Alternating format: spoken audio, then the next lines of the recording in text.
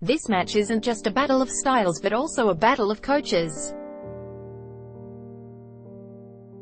New Broncos coach Anthony Seibold did his apprenticeship for 3 or so years under Craig Bellamy in Melbourne.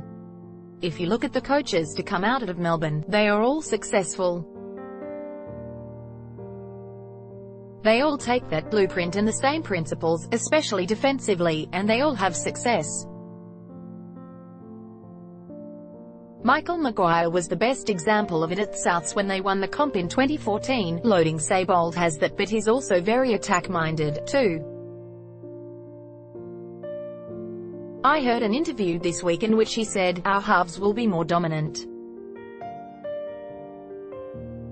He'd noticed in the past how they've been getting the ball off their front rowers, tipping balls out the back. He promised both halves would be up on the advantage line much more this season, which means they will be getting it earlier, and getting the ball wide earlier. The word I kept hearing from Seibold was dominant, which means they get quality ball. The big thing with Brisbane is that you will see a different defensive system. Former coach Wayne Bennett's defensive pattern revolved around getting off the line, then steadying but then having a drift or slide defense. Seibold will be getting his players to come up more aggressively, ready to shut down the inside players of the Storm. See Slater. The big key for me is no Billy Slater at fullback for the Storm. He's retired and they will feel the loss of him straight away. Slater controlled the Storm's defense, but he was also the link between the halves, the forwards and outside backs in attack. He would point him in the right direction because he had the vision of a halfback. In attack, hooker Cameron Smith controlled the ruck, but Billy controlled which side they would go to. He'd be looking at numbers in the opposition's defensive line. So I'm worried about where Melbourne's points will now come from. There will be a lot of pressure on Cameron Munster. He's their key because Slater is not there, floating around. Melbourne can win this match by playing their normal style. They are so well drilled and they will back their defense to win. But they will miss Slater in this regard, too. No more Slater, no more Storm.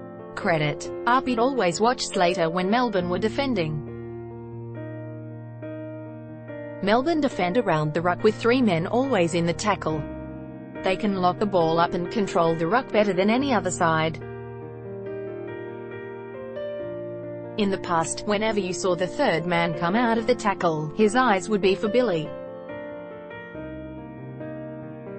Billy would be looking at the other side's attacking threat and point out to his defenders where they are going. Jarome Hughes is the new Storm fullback, but he isn't Billy Slater. The money play, as sketched out by Andrew Johns. Nico Rima's big play is the show and go. He's quick and he will want to get 1-1-1 with a tight forward close to the line. And he can do that by putting Munster in 2 minds. The play will start from the middle of the field with the Broncos on the attack. Andrew McCullough from dummy half will send a long ball across a forward to Nico Rima, who will catch the ball facing Kenny Bromwich or whoever is the second defender off the ruck for the Storm. Nico Rima's favourite play from there is to idle, it's called tempo running, before accelerating really quickly. At the same time, he'll have his back rower, probably Jaden Sewer in this match, mirroring the same line as Nico Rima. They will meet at Munster and Munster will then have to make a decision. If Munster comes in, Nico Rima will play short. But what he really wants is for Munster to get to Sewer so he can skin him with his speed on the inside. Then it becomes a foot race between him and Bromwich. Only one winner there. Loading player to watch, Matt Lodge. The Broncos prop breaks the Storm's defense. You can't beat Melbourne with normal block plays and structured plays because their defensive structure is so good.